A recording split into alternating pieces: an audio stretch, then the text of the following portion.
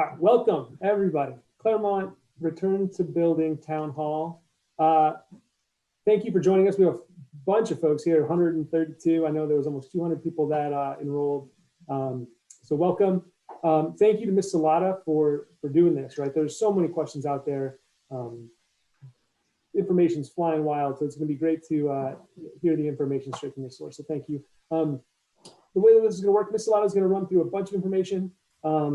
We're looking to wrap around 8:30, hopefully. If there's time, we'll open it up to questions, and we can get into the process for that once we get there. So I want to hand it over to Ms. Salata to just run us through all this great info. Sure. Thanks, Mr. Given. And it's great to have everybody here tonight. I know there's so many questions swirling around. I have them too, but I'm hoping tonight to provide you with some answers as much as I know I'm going to share this evening. I want to really quickly just thank the PTA board because the information is coming at me so fast and so furiously that there was a lot of new information late last week, and I called Natalie and Brian and Liz and said, oh, we have to do a town hall. Can you put it together? And they put it together that night. So they're amazing. And thank you guys for doing this. I do have to give a shout out. I know we have a lot of teachers and staff tonight on our video here. And I really just want to thank them for a stronger start to this school year than I ever imagined we could do. I mean, they have taken something that was unknown and turned it into great learning experiences for all of the kids, and they're amazing. I just want to take my hat off to them real quick. And of course, thank you, parents. You are the yin to our yang. We could not be doing this without you.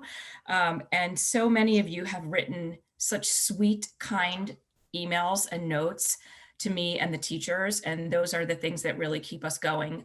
So we appreciate the time that you take out of your busy day to just send a quick email and let us know how we're doing and also how we can continue to support you.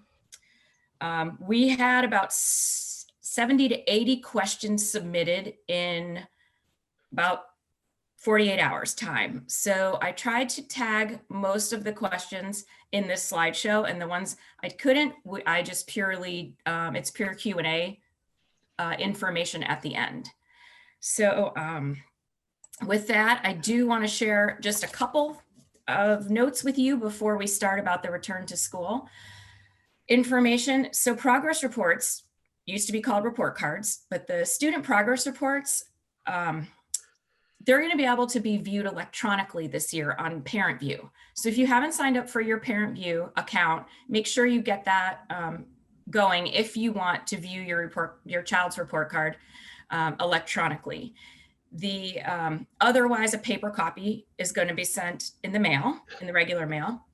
To get the electronic version, however, both parents that live at the home address, the address that we have on file for your child, you both must go into the Parent View account and select Go Paperless. That will activate FCPS to know you're going paperless and to tell us to not print and send. Hot off the press, about 5 hours ago, Dr. Brabrand extended the first quarter. It was supposed to end on October 30th and go, but now it's going to end on November 6th. So we had November 16th as our mail out week for progress reports, and we don't know what that's going to be now. So it may be more closer to Thanksgiving before you receive the first quarter report card. Another just quick order of business, you might want to make a note on your calendar due to the move back into the school building. Some of the synchronous school days, the virtual school days that we've been having, have been turned now into asynchronous days for your children. And they are teacher work days so that teachers can get ready, because I do have some pictures to show you. You'll see they haven't really even been in their classrooms. So there's nothing set up. There's nothing on the walls. So they need some time to do that. And they need some time to learn about the new concurrent model that we are supposed to be using when we return to school. So kindergarten families, if you just make a note, your teachers will still let you know this information, but so you have it ahead. November 12th and 13th are now asynchronous for your children. The teachers will upload information and work to the Google Classroom. And for first and second grade, November 20th, the 23rd, and the 24th are also now asynchronous days. We will ask you to sign in for morning meeting on those days, and the teacher will help direct the students to know where to go to get their asynchronous work. And we'll do attendance during morning meeting, and then the teachers will use those days to plan. And one quick note about laptops. If your laptop is your student laptop, your FCPS one, it's kind of quirky or funky things are happening, it may need some updates that the laptop needs to be connected to the FCPS Wi-Fi for. So over the weekend, if you want to come up to Clermont and sit on the bench out front, or Wilton Woods, I know is close to where a lot of people live. Edison, Twain, those schools are also close to where a lot of people live. So you can go to any one of those schools near the school building. The laptop will hook up and just restart it once or twice and let the updates happen. And that should hopefully fix some of the quirkiness if you're having some issues with your student laptop. All right, so those public service announcements are done. And tonight, I'm gonna try to give you an overview of the instructional model for return to school, what the health protocols are going to be like, what the potential scheduling situation will be, and any of our remaining submitted questions from the 80 or so that were submitted this week. Concurrent instruction is the decision Dr. Brabrand has made about how we are going to be teaching when the kids return to school. So concurrent instruction means that the teacher will have her in-person students in the class and virtual students on their computer, and she will be teaching them concurrently at the same time. So the amount of concurrent instruction is going to scaffold over time. So what that means is we are probably going to start out, and if there's staff on the call here, they will tell you, I will always keep it real with you. I'm not gonna really sugarcoat things, but we've never done this before. So what we're doing right now is probably what it's going to look like at the beginning, just with the teacher in the classroom, because we have had no training on this yet. And it is our hope that we are going to get training rolled down from Fairfax during those teacher work days. And we will scaffold into a true concurrent model as FCPS would like us to be using it as we go. This is what it's going to look like. So on the left picture, we have what it will look like at school. So at school, there will be a teacher in the classroom, and the students will be sitting 6 feet apart from one another. This picture does not have kids on laptops in the school building, but we will be asking them to bring their computers. And then the kids at home will be simultaneously being instructed by the same teacher.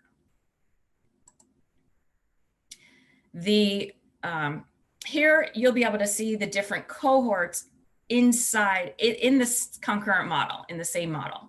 So group A will come to school if you choose to send your children back to school. Group A will come on Tuesday and Wednesday, and then they'll be home on Thursday and Friday. Group B will be at home online on Tuesday, Wednesday. And then group B on Thursday, Friday will be in school. I know it can be very confusing, and we're going to send out more information as to which side of whether it's A or B that your child will be in which particular cohort. There is a group C, and that group C is for students who chose the all virtual model. So I'll get into this a little more later, but right now, Clermont, as you know, is not a huge school, and we lost about 55 students this year to homeschool and private. So we do not have extra staff members. If we can make a pure 100% virtual online class, we will. Otherwise, the online students will be on the online side of the concurrent day. I know it's confusing. We'll talk a little bit more about it in a few minutes. So how we're going to create classes. I have heard overwhelmingly from parents and teachers, they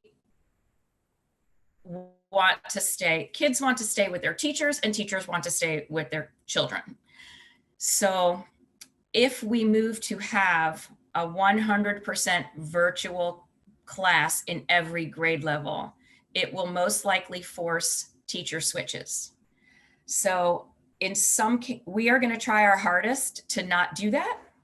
But in some cases, it just might not be possible, especially if parents, if you've changed your choice, because when we designed the classes this year, for example, kindergarten, we put all of the students who chose virtual with Mrs. Reed.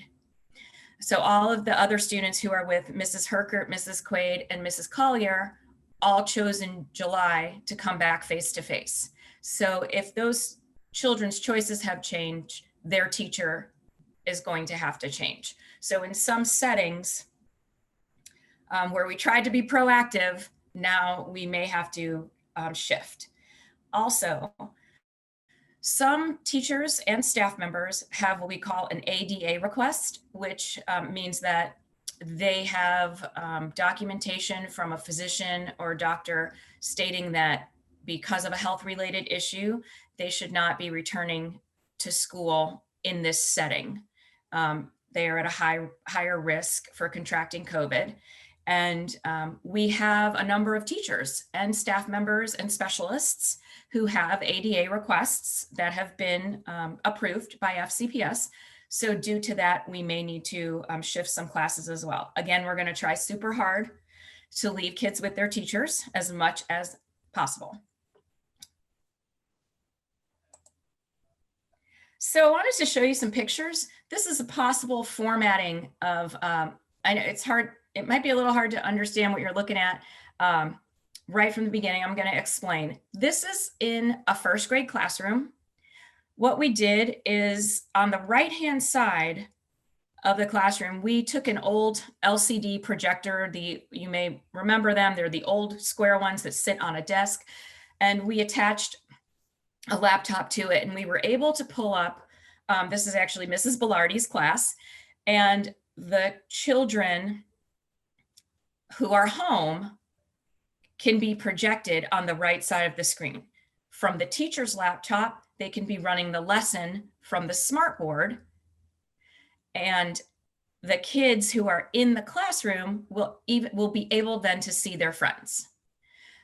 If the children sitting in the classroom have their laptops open and they're in the Google Meet, they'll be able to see the kids at home. But if not, it'll just be one way for a while. But we did want to show that we are trying to really keep the kids integrated with one another and keep them connected. So they'll also be up there so that if the teacher, if a child has a question at home and raises their hand, the teacher would be able to see the children at home more easily. I have a few other pictures for you.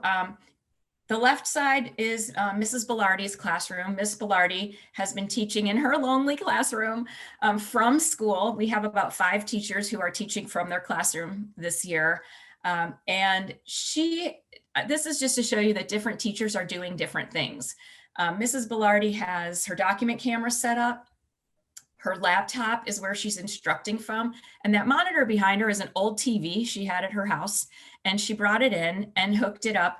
And that is where she displays her students. So she can see everybody on the bigger TV. So I just wanted to show you that we are trying to do different and creative things, and we will continue to do that once we roll into the concurrent model. The picture on the right is a first grade classroom. I just wanted to show you this because just to give you an idea of what it might look like. Again, she has not been to school yet, so this class isn't decorated. But you can see we've started to tape off some the teacher protective space, so to speak, and each kid in their own protective box as well. More of those. So this couple other first grade classrooms, just to give you some perspective. The idea here is that the teachers are at least 6 feet from the kids are at least 6 feet from the teacher. The teacher will stay up in that front area that's boxed off. The teacher is not encouraged to walk outside of that box and to filter around the classroom and to go up to student desks. So that's, like I said, I'm always going to keep it real for you. The kids they are all 6 feet apart. You can see in Mr. Ramirez's room here, it's measured from chair to chair. So that's how we get the 6 feet. And the children are going to be in their desk pretty much at their seat for the duration of the day. Where am I? Okay. So I wanted to show you a kindergarten classroom. Their spaces are just a tiny bit bigger. We're using trapezoid tables. It's their first school experience. We will probably have bins for them. So each child will have their own individual supplies. And we're still working on that piece, but just so they have a little more space so they can spread out and, because it's a tight squeeze. Again, those chairs are 6 feet from one another, and each child will have their own trapezoid table area. So I did want to show you this picture of me in a mask and shield, only to let you know that teachers are being provided with face shields, and your child's teachers may look like this while they are teaching. When I looked at myself in the mirror, I thought it was a different look. So I want to be perfectly transparent with you that while a teacher may not wear a shield for the whole day, they may have it on for a majority of the day along with their mask. Plexiglass dividers have been ordered, but the county does not have those in yet.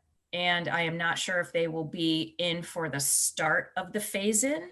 But they are working to get us plexiglass dividers as well. So I wanted to just give you a view. This is what our hallways look like right now at school. And we've had the fire marshal in, so it is safe. And they have given us the green light to maintain, because when you're setting up a classroom and you can only have 10 to 12 desks inside and everything has to be 6 feet apart, there really is only room for the teacher desk, the teacher wardrobe, and maybe one file cabinet. The wardrobe contains a lot of teaching materials. So a lot of the rest of the desks and chairs and a lot of the teachers' materials are in the hallway right now.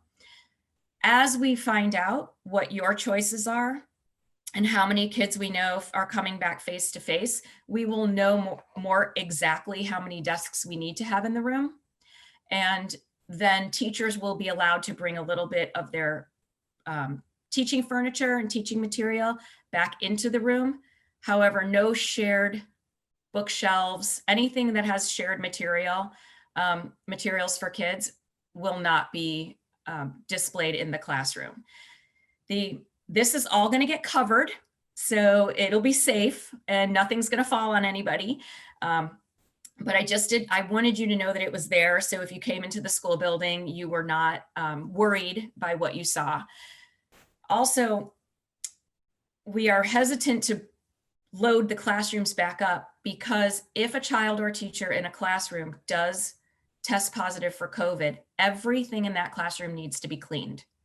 So the more things that are in the room, the longer it's going to take to get that room sanitized and clean and turned back around. So we're just trying to take into account multiple aspects of this. Face masks. This was a big question. We had a lot of questions about this submitted, and we're going to work with your child to help them learn how to wear their face masks. I know some teachers have already started doing this in K1 and 2. I want to make sure everyone knows that parents can get exemptions for your child from a medical doctor. So some families have already let us know their child has maybe asthma or a lung issue or a heart issue, and the doctor does not advise that they wear a mask. I put this in here not to worry you, but just to let you know that if I have a medical note from a doctor, I am not allowed to force that child to wear a mask. So there may be a child or two children in your child's class that does not have a mask on. And this would be the reason why. We will be teaching children how to wear them. And we are going to give mask breaks outside when we're able to do so. We have extra masks at school. So if someone forgets one, they will be happy to provide them with a mask. We do have, upon occasion, some children that will refuse to wear a mask, and not with a doctor's note, just simply don't want to wear it. And if this happens, the child will have to come to the office, and we'll call you. And if it's a recurring issue, then we may ask your child to return to the virtual setting, which might be a better option if they're having trouble wearing a mask. So Thursday, tomorrow, is mask day for kindergarten, first and second grade. So the teachers and staff that work with K1 and 2 are going to be wearing their masks. They're going to practice themselves all day long. And your children in kindergarten, first and second, if they are returning to school, may also wear their mask along with their teacher, so they can get an idea of how that might feel to be wearing a mask for 7.5 hours. So with COVID, here are some of our mitigation strategies. Fairfax has this list that's widely published. I just thought I would review it. Everyone's going to be washing hands all the time, as much as possible. Social distancing of 6 feet or more. Mask wearing. Touch point cleaning means the surfaces that are touched frequently will be cleaned more often. Very limited physical contact with one another.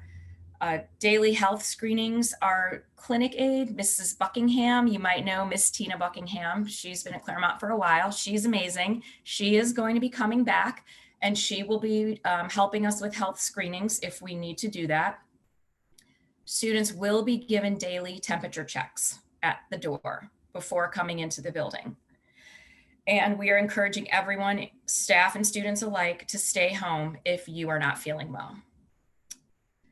So if a child is identified with a fever or COVID symptoms, and the target fever number that we are looking for, well, hopefully not going to see, but if the fever is 100.4 or higher, then the child will be taken to what the county is having us call an isolation room. And we have 2 of those. It's going to be monitored by a staff member, and will keep the child away from the other children if their temperature is 100.4 or higher, and they're showing signs of COVID, and the parent will be called. The expectation is that the parent will be there to pick up the child at Clermont within 1 hour, and the child will be monitored the entire time. They won't be alone. And then for the child to come back, we need a note from a doctor, or we need a negative COVID-19 test. So for the child to return back to face-to-face instruction. During that time, though, especially if your child's feeling pretty good, they're welcome to join in on the virtual side until they test negative. We're asking that staff and parents report any COVID cases to myself and Miss Peace immediately upon finding out, hearing, speculating that someone in the building may be sick. So what will happen then is that myself and Miss Peace, we have to notify the Fairfax County Public School leadership, and they will notify the Fairfax County Health Department. And then a contact tracing investigation will start.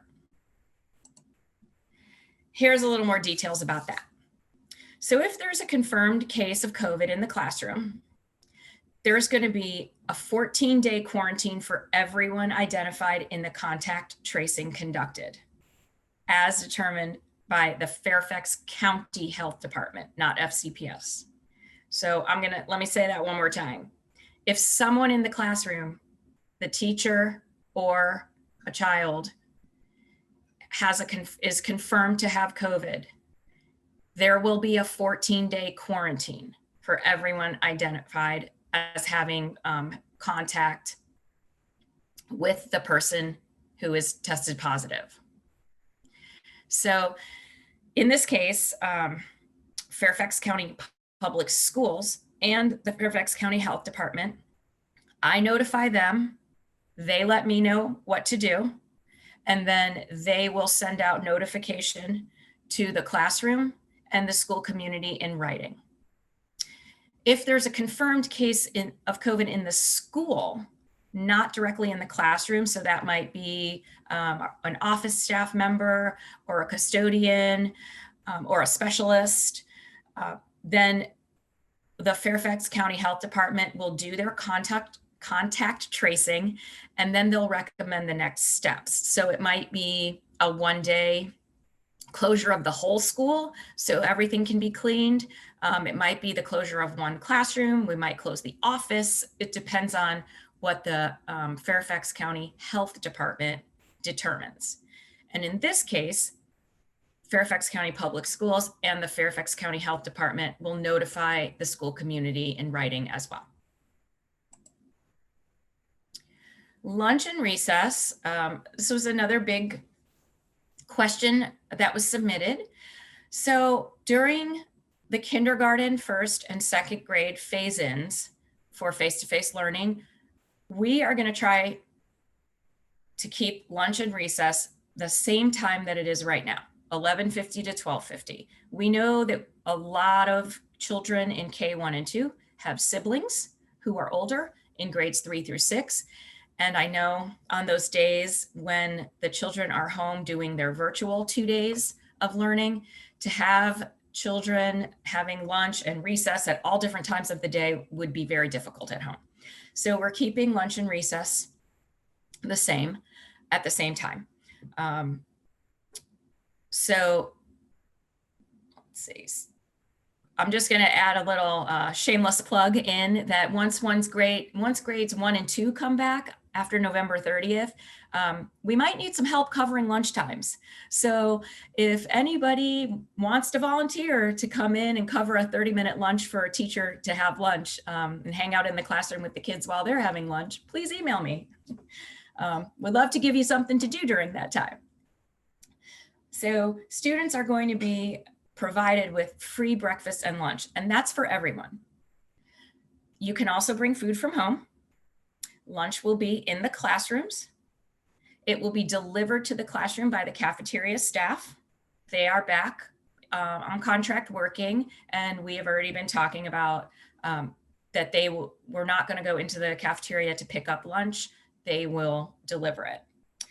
If your child has any specific dietary requirements, vegetarian, vegan, gluten-free, you'll have to contact our cafeteria personnel specifically and just email me and I'll give you that information if you need to do that. Recess is going to be outside, weather permitting. And as of now, our playground equipment is closed. I know during the 11:50 to 12:50 hour right now, if you go out there, you would never know our playground equipment is closed. But as per our assistant superintendent of facilities last week, he has said that the playground equipment is closed because we do not have the staff or personnel to continue to clean it. So recess, shared equipment, things that the kids typically use, balls, jump ropes. We're not going to be able to use those during recess right now. School staff is encouraged to play games that minimize close physical contact. We are thinking of having some activities, which aren't really a game, like we are buying a whole bunch of sidewalk chalk and putting them in individual baggies so kids can at least draw on the blacktop if they would like, or on the sidewalk when they're outside, near their friends, but not right next to their friends. And we're looking at sharing ideas with other schools to find other things that we can do that are that still help kids maintain social distancing while they're outside, because we know it's important for kids to get that break. Children can take off their face masks during recess. The teachers have already asked that if they can please have the kids keep them on right at the beginning, because they have not really learned all of the students and all of their behaviors and habits just yet. So just to be safe, the first couple of recesses, we may ask the kids to leave their mask on, but then once the teachers know who needs to be supervised more closely and who doesn't, we are going to allow kids to take their masks off as long as the teachers continue to supervise. And with masks off, we are looking at a 10-foot social distance or more. And before we go back to class, or right when the kids go into the classroom, there's a sink in every classroom, and kids will be washing their hands after recess. So our specials for kindergarten, first and second, for this return to school, we are going to maintain virtual specials as long as we can right now. More people equals more COVID, right? So if we can eliminate that, more people in the building, less COVID in the building. So we're going to try, if we can, to keep our specials virtual. And there'll be a monitor or an instructional assistant or the teacher in the classroom with the children to help facilitate the instruction. And as we grow into the next phase where 3 through 6 come back, we're going to have to rewrite the whole master schedule anyway. So specials will then return to be live with the teachers in the building. Specials will happen for now in the students' homeroom. We also have a number of specialists who have ADA requests that have been approved by the county. So to help that, to manage that expectation, that is why we're staying virtual. And specials are going to remain 30 minutes at this time. And again, once we move into the return of grades 3 through 6, we will see a move to more in-person specials. And specials for us are art, music, PE, and Chinese. So the daily schedule. We know many families have multiple children at Clermont, and we're trying really hard to navigate that for you. So we're going to try to keep the new schedule as close to the current schedule as possible. Like I'd said before, lunch and recess are still going to be from 11:50 to 12:50. So to stagger recess, so we limit the number of children who are outside at one time. We may have some groups do lunch, then recess, and other groups will do recess, then lunch, just to have fewer children outside at once. The schedule will change once 3 through 6 return. So school hours. It's important to know that right now for kindergarten coming back, first grade and second grade, our day is still going to begin at 9:05. The virtual students are still going to end at 3:20 for family choice time. So that is not going to change. The face-to-face children will end at our bell schedule time, which is 3:50 p.m. The next bullet here, the one in this orange-red color, I put this in here in a different color because it's very important, and it was sort of just gently slid in there in one of Dr. Braybrand's communications late last week or early this week, that when the secondary schools return, which is middle and high, what's going to happen is the buses are now going to be needed to do a lot more routes. And when that happens, more than likely, Clermont's bell schedule is going to shift to 10:05 a.m. to 4:50 p.m. This is the bell schedule that was advertised back in July before we thought that we were going 100% virtual. I just want that to be very clear when that happens, if and when. I'm 90% sure it will, once the secondary schools return, but that is not until February. And hopefully FCPS can figure something out prior to February happening, because I know that's very late. So please don't, think you have to read this whole form while it's up here. This is just so you had an image. When your children come back face to face, you are going to be asked to fill out a one-time health commitment form. So we're going to ask you to fill this form out. It's not live yet, I don't believe, until we know which students have selected face-to-face and which have selected virtual. You can access it on your parent view. And if you don't do it electronically, we will have paper copies at the school, but your child will not be allowed to come into the building unless you have completed this form. This is it's sort of a form where you're promising you're not going to know your child has a fever and give them some Tylenol and send them to school. So when we take their temperature, they don't have one in the morning. And that you'll also, if your child has a cough or isn't feeling well or is feverish or has chills or another sign of COVID, that you will take them to the doctor instead of bringing them to school. And that's for the health and safety of everybody. So here's some more parent action items. So every day it's on the honor system that when your child comes to Clermont, that means that you are guaranteeing that your child is well.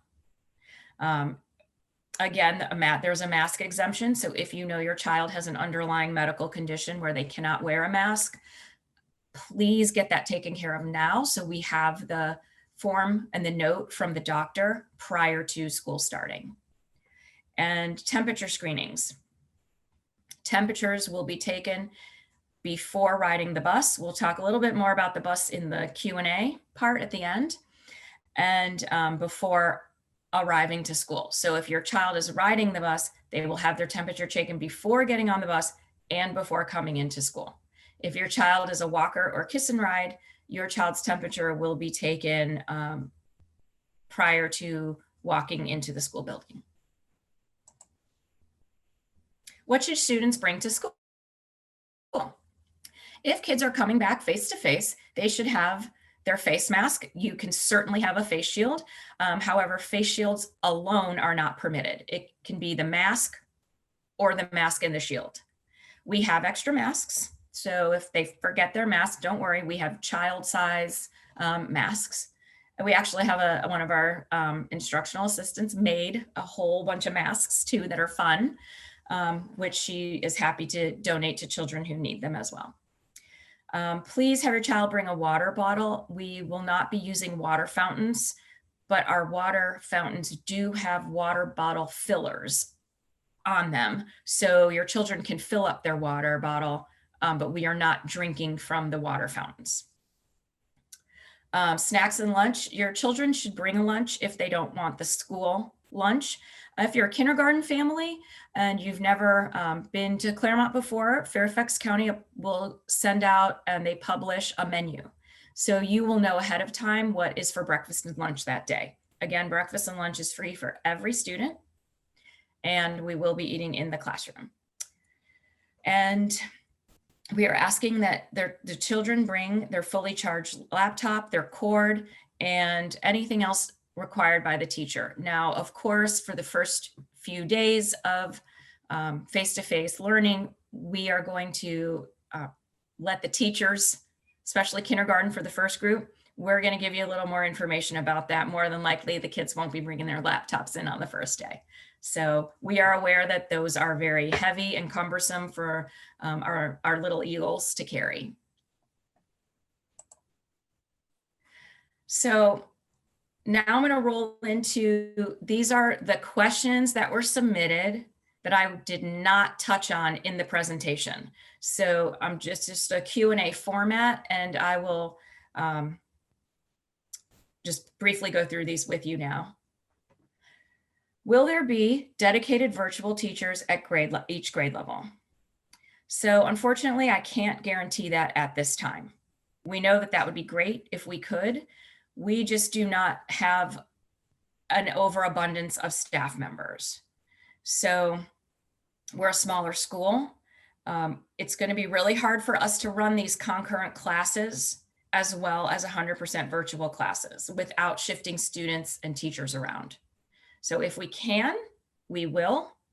And if we, we may need to move some teachers might change, but there is no guarantee that we will have a dedicated virtual teacher at each grade level.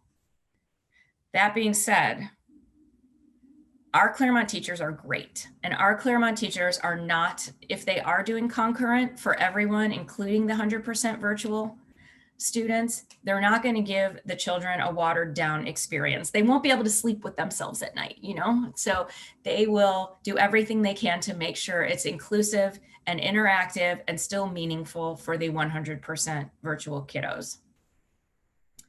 And will face-to-face students be following along on laptops while teachers present lessons virtually? So it's important for me to share with you, and I mentioned this earlier too, that teachers have not been trained yet in this new format of teaching.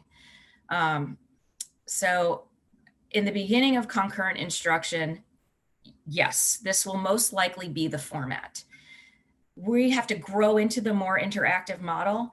We have to see how the tech works. We have to see what amount of work we can actually do while following the COVID restrictions in the classroom. So without having even come back into the classroom yet, it's really hard for teachers to be able to say that they'll be able to do the in-person students without the laptop at the beginning. There were some questions submitted also in this same area in regards to using strategies to pair virtual and face-to-face students, about using earbuds or Bluetooth to hear students, how to navigate technology tools so that all students on both sides feel included. And these are all great questions. I do think it's important for you to know that we just learned about this concurrent model a couple weeks ago, and all of these elements are new to us. But if these are things that work, and these are things that help make the experience great for both the kids in the classroom and home, we're going to do it. Well, students have to change teachers. This might have been the most asked question, submitted question this week. We are going to work our hardest to prevent this from happening. This seems to be a primary concern for our parents, students, and our teachers. And there has been a lot of talk about an alphabetical split so that on Tuesdays and Wednesdays, it will be the students with last names A through K. And on Thursdays and Fridays, it will be students with the last names L through Z. We may not be able to make that split perfectly, and we may have to compromise on the alphabetical split. if your child's classroom is compromised in some way with that alphabetical split, but you have a student at another school or in another grade level and it's concerning for you, please email me once we figure out who is going where, and we'll see if we can't make a consideration and figure something else out. Because I definitely want to work with you. I don't want to have this model be making things harder for you at home. We're going to do our best to keep siblings together. And so, yeah, so if you notice that there's a discrepancy of day, you have one child coming in on Tuesday, Wednesday, and the other on Thursday, Friday, just let me know and we'll see what we can do. How many students can be in a classroom? So in a concurrent classroom, we can have 30 or fewer students. The number is probably going to be closer to 25 in K first, second, and even third. Now I say that concurrent because that's the at-home kids and the face-to-face kids. While in the school building, our classrooms can handle, with the 6-foot distancing and space for the teacher up front, approximately 10 to 15 desks. So we will have approximately 10 to 15 students in the classroom based on your choice. Some of our rooms have higher square footage than others, so some can hold a few more desks than the others. There were some questions about advanced math and special education. So we are going to make sure that every student who receives advanced academic services continues to receive those services, whether or not they are learning at home or learning at school. And I know level 4 students aren't coming back until January, but just so you know, students who are in a level 4 classroom will continue to be taught by a level 4 teacher. We haven't figured that plan out yet. I'm still figuring kindergarten first and second out, but when we get there, we will let you know. But we will make sure, I don't know if you know Mrs. Acosta, but she would not let me do it any other way. So we will have all the kids who are level 4 will be taught by a level 4 teacher. So an interesting note for special education, at the beginning of the school year, we paired special education teachers up with their either preference or ADA request to return face-to-face or remain virtual with how the students have chosen. So students were paired with like choice teachers for their special education case managers. So if you shift and you change your choice, you may have to change your case manager, which is fine, not the end of the world, right? Just know that so it doesn't come as a surprise if your child's special education case manager might need to change. And again, special education services, the same as advanced academics, those services will continue whether we are face-to-face or whether we're virtual.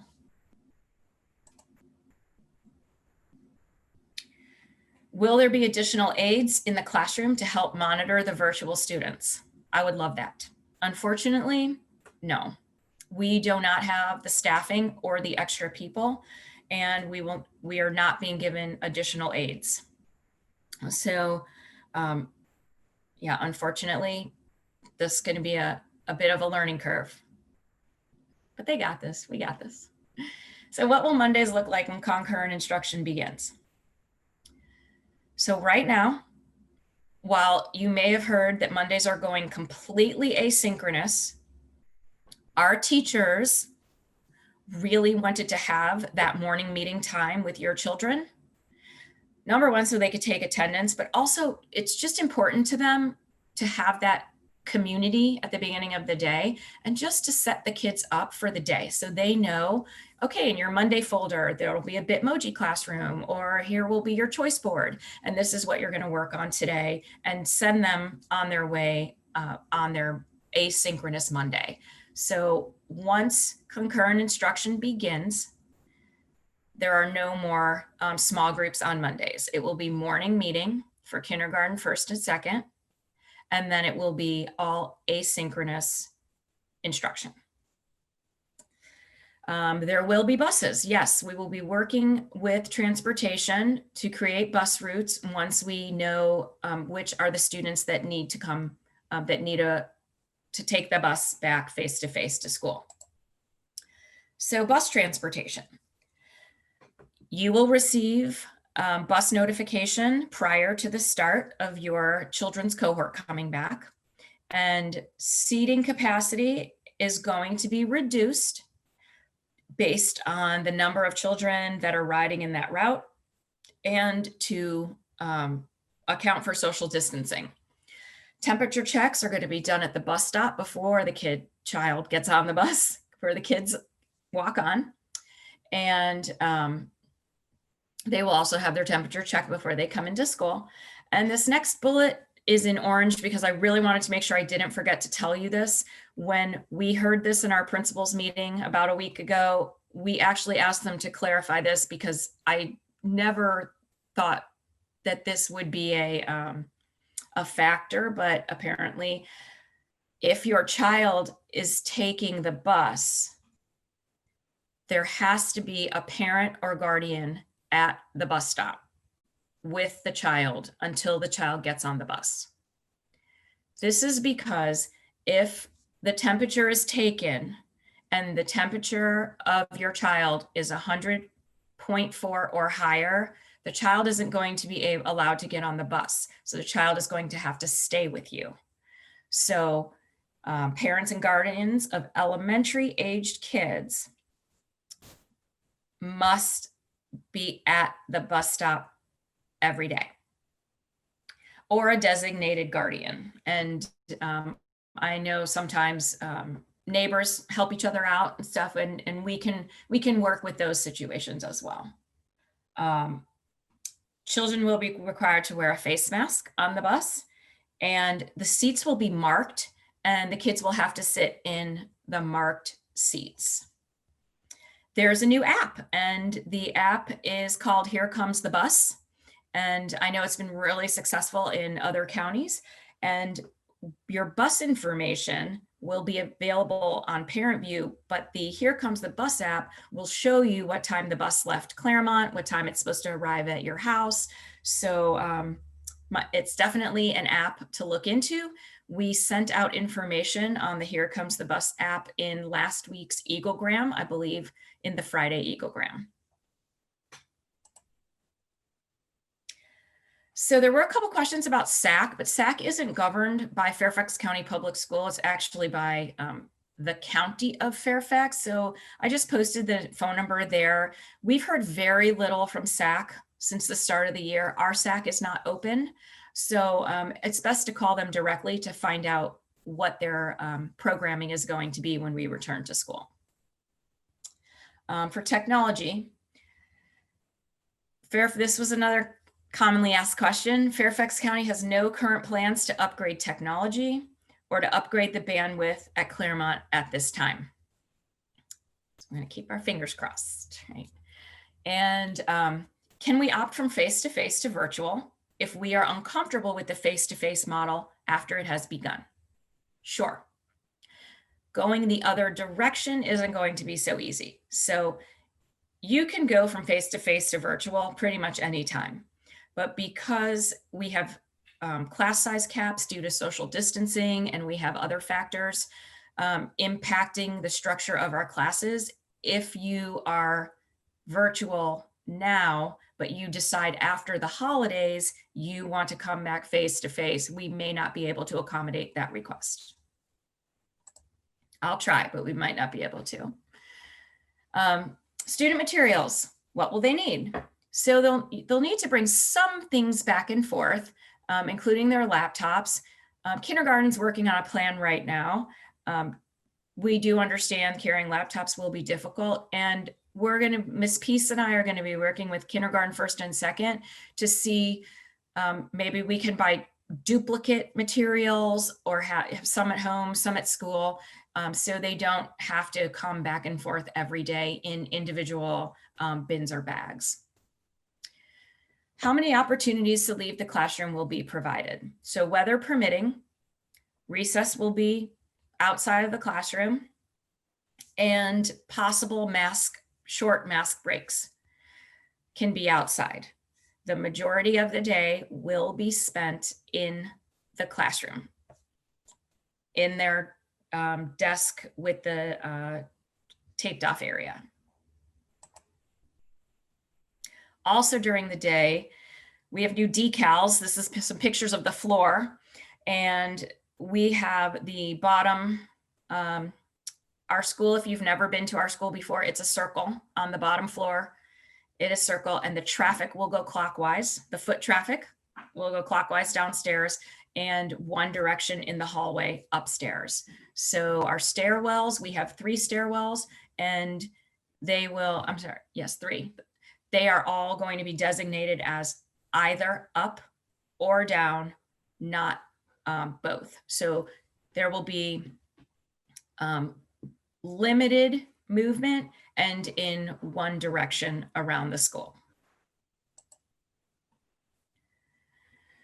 There will not be another opportunity. Fairfax does not have a plan right now to do another resurvey, because we know, and I'm going to blend this into the next question, that the return to school dates are right on top of the holidays. And we know people are traveling and going to see family you may not have seen in a while.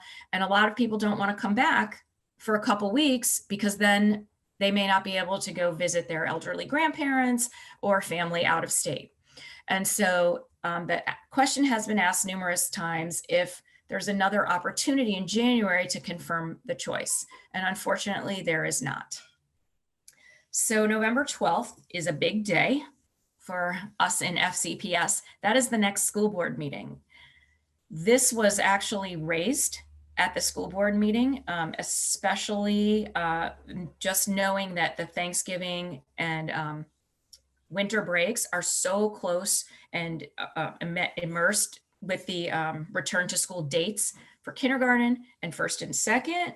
So Dr. Ivy, who is our deputy superintendent, she said that they are going to review these dates and see if they can come up with a better plan. If you have watched any of our school board meetings, though, you know that we have some school board members who want everybody coming back tomorrow. So I don't know how that's going to roll out. So keep your eyes peeled and stay tuned to that November 12th meeting. There's going to be a lot of decisions made that night. There are also a number of schools right now, 11 or 12, that are piloting different types of concurrent instruction. There's about 4 of those schools, are 3 or 4 are elementary schools. And the findings from those pilot programs are going to be reviewed at that November 12th meeting. And the school board will give us their final say on what they think about concurrent instruction at that time. And I do realize that that is 4 days before kindergartners are supposed to come back. And that is making us sweat as much as it's probably making the kindergarten parents on this call sweat as well. But we'll be ready. If they say it, the concurrent it is, we will be ready. How are the bathrooms going to be cleaned? So bathrooms and all school furniture, all the surfaces, the solution we use is called Virex. And there is a cleaning protocol with Virex. Every room has Virex in it, paper towels. Every room has hand sanitizers. Every room will get a big jug of hand sanitizer. And if you were listening into the summer town hall, the county was giving us one of a stand that, you know, you put your hand under and the sanitizer automatically comes onto your hand. They upped that, so we have 4 of those now distributed around the building. And every classroom has a sink, so children will be frequently washing their hands. But you just want you to know that bathrooms are not cleaned after every child. We only have 1 daytime custodian, so the majority of the cleaning is done at night after the children leave. There's some cleaning protocols as well, as this was a big question. So I wanted to make sure I gave you as much information as possible about cleaning. So Fairfax County custodians are going to be sanitizing and disinfecting more frequently than they do now. And all surfaces, high touch surfaces, doorknobs, light switches, toilets, handles. You might not know, all of our flushing on the toilets and all of our sink, everything's automatic. So there is no touching, there's no like flushing of the toilet manually or turning on a sink. It's everything, you just put your hand under it, or when you stand up, it flushes automatically, which is good. And they'll make sure, the custodians will make sure the supplies are always fully stocked.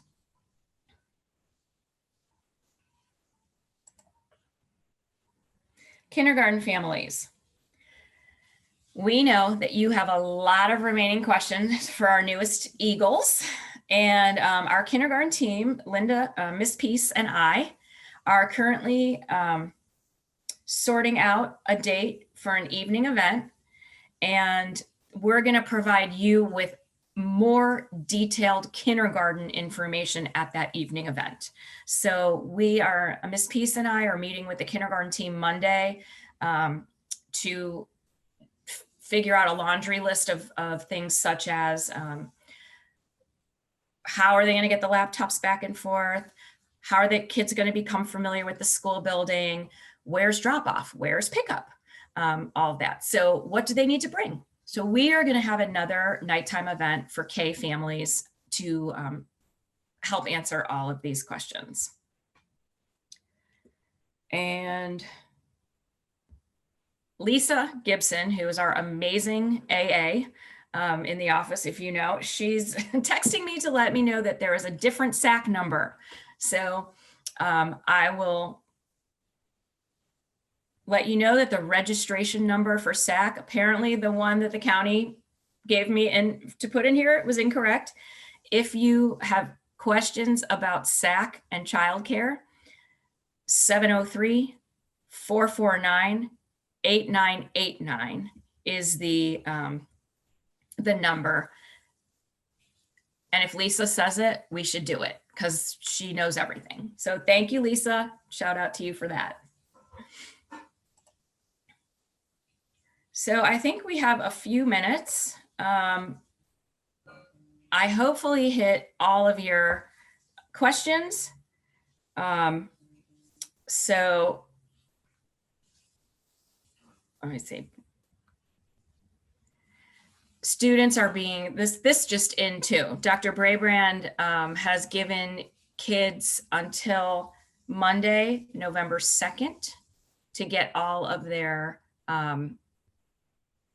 assignments turned in. So he's extending, we talked about that about an hour ago, and he is extending the quarter. So children have more time to complete their assignments. And I think we have some time if there are any additional. Hopefully I hit most of them, but if we have more questions, I'll just take a drink of water and. Thanks, Ms. Solana. So yeah, that was a ton of information, ton of great information. I can't imagine how, I remember when I was at work in March and had to do this switch, how crazy it was. And you guys have to do it seemingly every few months. So hats off to you for all the planning, hats off to the teachers. Crazy amount of work that you all are putting in, so thank you. Question, so if you have a question, if you kind of move your mouse at the bottom of your screen, you'll see participants. When you open the participants window, there's all these buttons on the bottom of the list. Yes, no, go slower, go faster. If you have a question, click yes, and then we will call on you and unmute you. Please turn on your video so we can see you when you ask your question, if you have video capabilities. And yeah, so if you have a question, click that yes button. Okay, Leah Hirsch. Okay, so thanks, Ms. Salata, for this. I appreciate this. I have a couple of questions, but first is like, will you be notifying parents if we've made a decision as to virtual or in person, if the child's teacher is changing? And also, will you be notifying us if there are students in the classroom who are not able to wear masks due to medical reasons or who will be choosing not to wear a mask in our kids' classroom, and then giving us the option as to make changes to the decisions that we've made for our children. I go back to, I'll start with the first question, which I was trying to write it down so I didn't forget. Will I notify If the teacher changes. Yes. So when we get everything sorted out, and we figure out if anybody has changed their decision and how it's going to look, we will definitely notify you. And I know that the teachers are so, they want a big say in this as well, because they all love the communities that they've built and they want to try to keep them consistent. So you will also have, be hearing from them as well, I'm sure, but we will definitely notify you and we'll let you know who the teacher is going to be. And if you've chosen to come back, you'll be told if you're a Tuesday, Wednesday student or a Thursday, Friday student. So we'll try to give you as much information as possible. And I try to be flexible. I don't know how much wiggle room we have if we only can put 10 kids in a class, but if there's an issue, we need to move someone for a reason, definitely. One or two things may get by me right now. So if there's a sibling that I miss that's in the building, and just remind me, and we'll try to get everybody matched up. So I think then the other question I had was about the mask. Like you said, there's some exemptions to kids wearing masks. Will you notify the other parents in the classroom if there's kids with exemptions that won't be wearing masks? So we have not been told that we are supposed to do that. However, I know that I can't tell you who it is, but I can definitely get language from the county so I can figure out if you are in Miss Peace's class, for example, and we know there's going to be a child who is not going to be wearing a mask in that class, that I can let you know, probably as long as I don't reveal who the child is.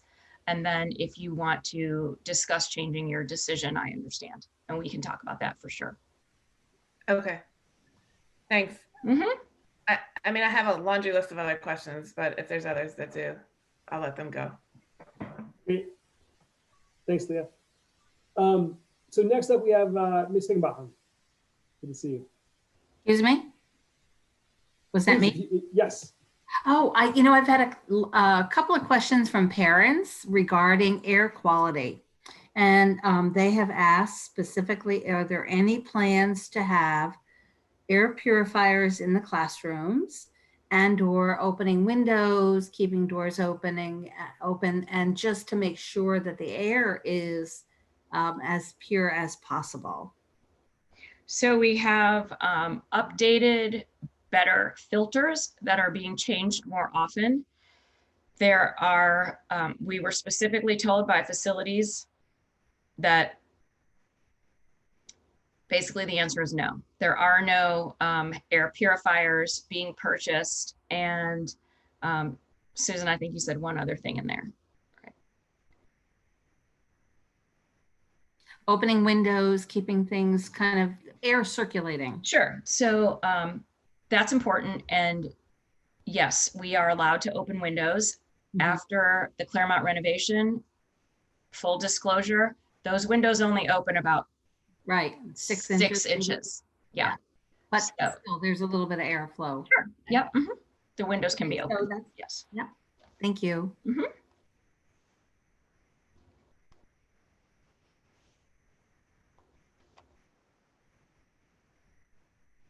I think, Brian, you're on mute. Technology gets me. All right, next up, we have Rosario. Hi, I just have one question. Will most of the classwork be done online and turned in online to reduce the amount of paperwork and passing back and forth between the students and teachers, since they're all going to be mostly just in that square? Yes. Yeah, definitely. A lot of the assignment turning in and assignment completion is going to be similar to what they're doing right now.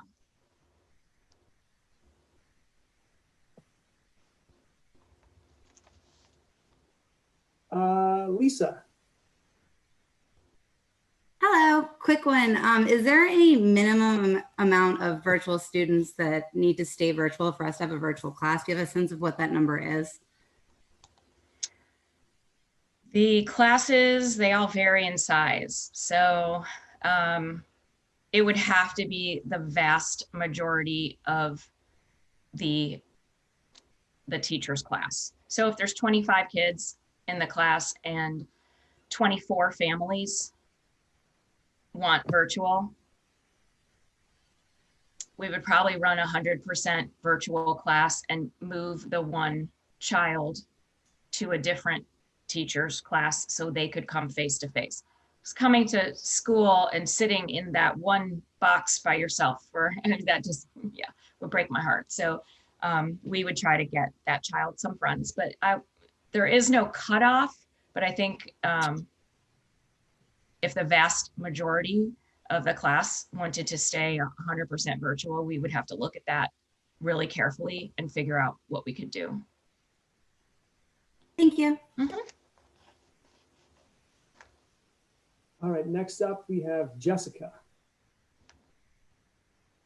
Get in there. Hi, Miss Aletta. So you were mentioning earlier with the social distancing that the teacher really has to stay within that box at the front of the classroom. And so there's going to be very limited interaction between the teacher and the students. I'm just wondering what, how it's going to be handled in terms of, how will you know if kids need assistance, if they're off task, if they're doing what they're supposed to be doing, especially, for like the younger kids? Are you talking about how is the teacher going to be monitoring the virtual kids? Oh, I'm sorry, the face-to-face. So if How would they be monitoring the face-to-face kids if they can't really go within 6 feet of a child? Right. So, I mean, they're monitoring them right now and they're through a computer, right? So I know teachers have learned all kinds of new superhuman skills this past couple months. But there will of course be exceptions if there's something that if there's really a need, a teacher isn't going to let a child suffer. But the general idea is, and the way the class is set up too, I know it was really hard in those pictures because it's not, I couldn't get the whole classroom in the picture, but we're trying to keep the kids as close to the front and spread this way as we can, rather than opposed to going to the back because of that. And also with 9 or 10 kids in a class, classroom management and helping children individually will be a lot easier than in a class when you have 25. So I think the classroom management just on its own will become easier just by the nature of the way the class will be made up. And we'll just have to, I mean, there's no formula for it, but as long as teachers are making engaging activities for the kids, hopefully that minimizes disruption as well. Once we get the plexiglass in and see what that looks like, we may be able to have the teachers start to come closer to the kids and do a little more like one-on-one helping and small grouping. Mm-hmm. But until I don't know what size they are, and they haven't said if they're going for student desks yet or if they're teacher size plexiglass. So I have to wait to see what those look like as well. Okay, no, that's very helpful. Okay. And I guess related to that, I'm curious again, my daughter's in kindergarten, so, this is all very new for us, but I'm just curious, especially on the virtual side, if we decide to stay that, in that approach, just how like what teachers can do to help facilitate, social interaction between the kids and between the teacher and the kids. Like, I know it's a struggle. Mm-hmm. It is a struggle. And I know that breakout groups have just started to, like within the last few weeks, show up in Google Meet, which I know will help. And if we need to give teachers more training on that, we will. And we also can look at the IA and the teacher splitting the class up a little more. But if there actually are specific concerns about social interaction and having kids connect with one another with the classroom teacher that you have, please feel free to email me, and I'm happy to call you and get some specifics and see if I can, Ms. Peace and I can work on that with the classroom teacher and IA. We're happy to do that, and we want it to be an inclusive and engaging environment where kids are getting to know each other. Okay, thank you. Yeah, and I think it's just the challenges with when you're virtual and you have to have everyone muted, you know, in order for the kids and the teacher to hear. So that means, you know, everybody has to be very, you know, strictly quiet, and they have to raise their hand whenever they want to talk. So I understand, you know, it's just in order for it to work, you know, everyone does need to keep quiet unless they're being called on. So it's, yeah. Yeah. No complaints about the teacher. I was just trying to wrap my head around, like, how do you encourage the social interaction when you're just 100% virtual? Yeah, So, it's hard. yeah, thanks.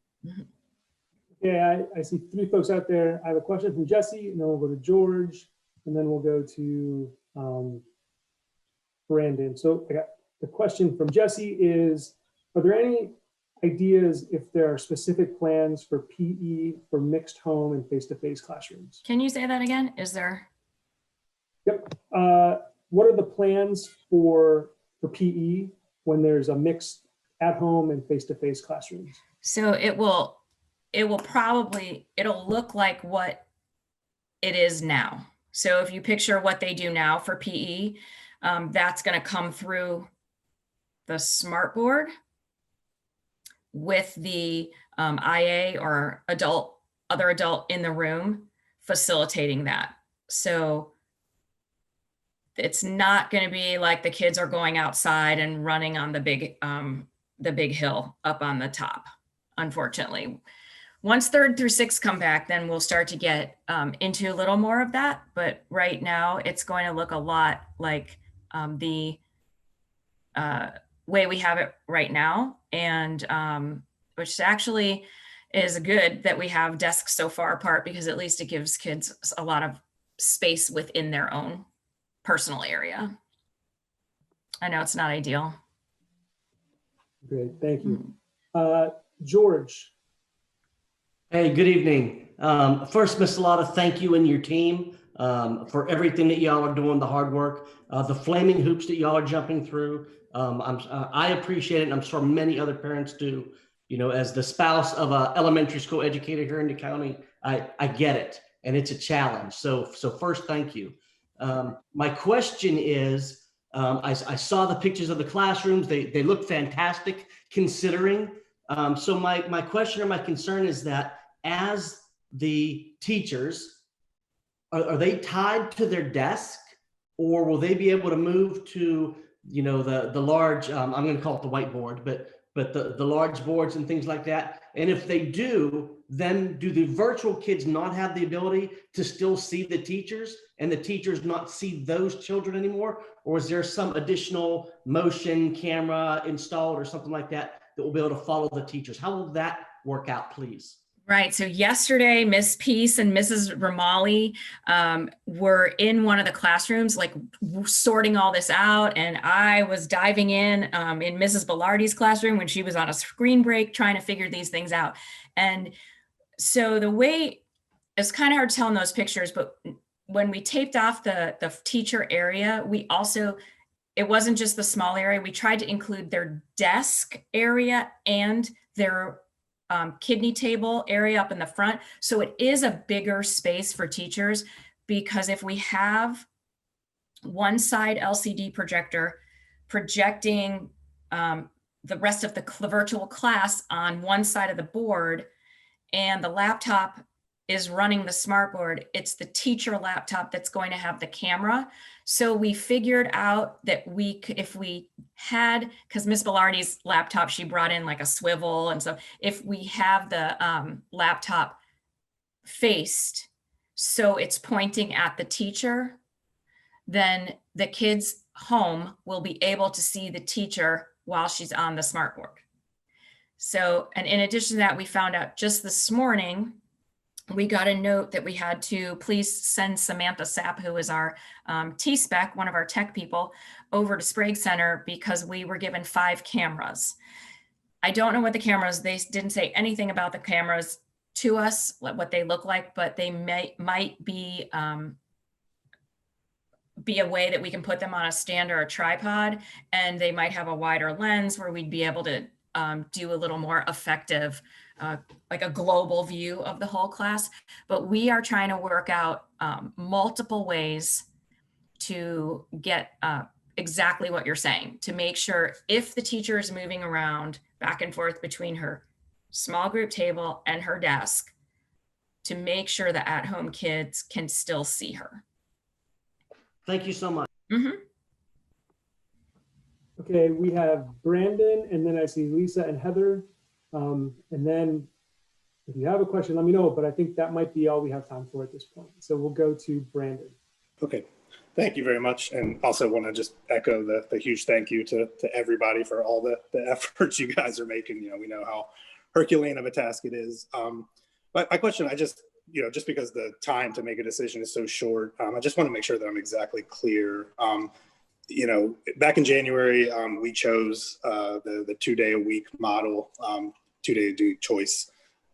If we were to change that and go back to selecting an all virtual, choice, is there any issue with staying with your current teacher if you understand that, it's going to be this concurrent model, they're going to be in the classroom and your child's going to be part of the virtual side of that concurrent, teaching model? Is there any potential that you have to change teachers if you, like I said, just know and accept that, it's going to be this model where you're going to be on the virtual side of a concurrent model where the teacher is in the classroom with kids? Right.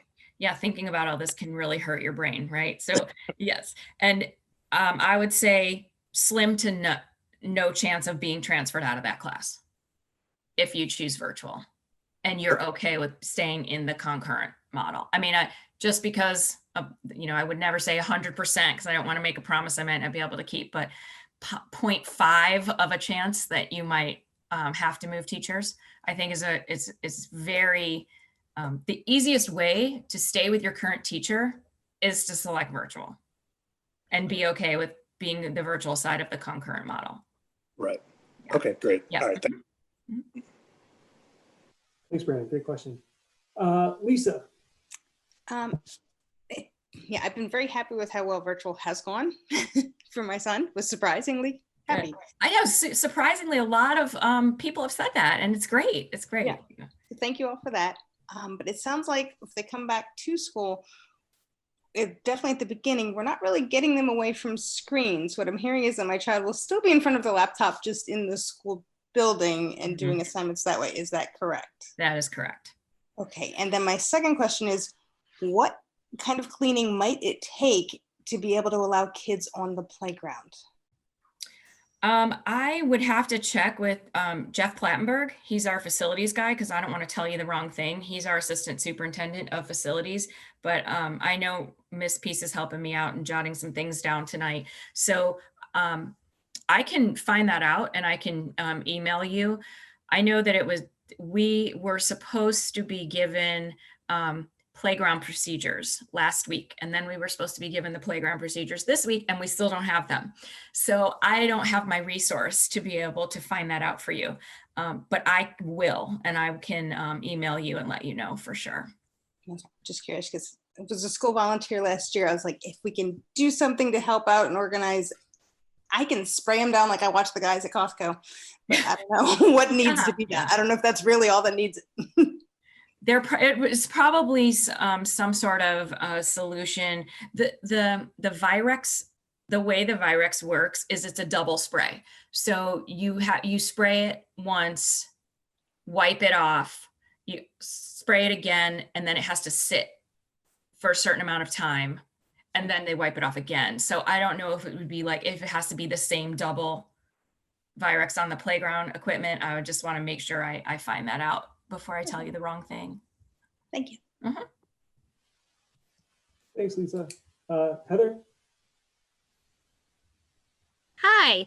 I just a lot of questions are already been asked and answered. But and you probably have already answered this, but if by some chance my daughter, she's in kindergarten, has to change teachers, when will we know when that change is going to happen? So Monday, I'll be working with Mrs. Gibson and Mrs. Peace to pull all that information. Okay. And we will be looking at kindergarten first. Okay. So we will look at everything, and we are like, I know that this is right around the corner for you guys. So we really need to turn this around as fast as we can. Getting that information to you is going to be the priority. Okay. Once we have all those changes and results in. The unfortunate thing about the system that we have is that we can't run any kind of report that says, oh, these are the people who changed. So we're trying to keep track, but we are going to have to go through every child and manually check, just to be sure that we got it right. And then we'll be working with teachers, create the classes, and then notify people who have had to have a change. Okay. My other thing, and it's not really, well, it kind of is a question, but kind of not. I've been sitting with my daughter, since virtual started, and when you've had the breakout rooms the last couple of weeks, I've heard the teachers say that sometimes they don't have it. Is that going to be fixed? Yes, it's a thing with Google. So Google gives you a general window. This is when they're pushing down certain things, and then it's very odd that some days it shows up on my computer and some days it doesn't as well. So as time goes by, it does become more consistent. Okay. So it should, I think it's just as it's rolling it out, but then once it's out, it will be a lot more stable. Okay, great. Thank you. Sure. They have a kind of a long window of rolling out their new features. So like they'll tell you the month of October. Oh, okay. Yeah. Right. So hopefully Thank you. it stabilizes now. All right, we are at 8:30. We have one more question come up before that. Sarah. Hi, first of all, thank you so much for the very detailed presentation. My one question was real quick, and I was wondering if we could receive a copy of this just so we can look it over again to really make sure that we're fully processing all the details that were involved in it. Yes, actually, and Fairfax changes things so fast, so I'll just put the one disclaimer. They may change things, but as of today's date, this is the accurate information. I'll work with Mr. Given, and I'll see how we can get this, because right now it's in FCPS protected Google. So if I send it, you won't be able to open it unless you're on the girls' Google. So I'll work with Mr. Given. We'll try to get this into a format that's public, and we'll send it out through do you get the PTA happenings? I do. Yes. Okay. So Mr. Given, can we send it out in that? We sure can. And I'm recording everything. So I'm going to have this on YouTube hopefully tomorrow. Oh, okay. We can download it into PowerPoint. Okay. Send it out. Okay. Yeah. Thank you. Yeah, great question. Thank you for bringing that up. So we are at time. Okay. Thank you all for joining. If you have additional questions, send them to Ms. Salata, send them to me. I will send them to Ms. Salata. Yeah. And I don't know, Ms. Salata, if you have any closing things you want to say before we kind of wrap this one. Yeah, no, just thank you for being here. I know it's a late night. I know it's a lot of screens for everyone. I just appreciate you being here to listen to all of this, to give me your feedback. If you think of anything in the middle of the night, like, oh man, I should have asked this, just please email me. I'm probably up also. you know, if your teacher has, I would just put out there, if your teacher has done a great job this year and you have just a few minutes to spare to send her a quick note or him a quick note, they go a long way.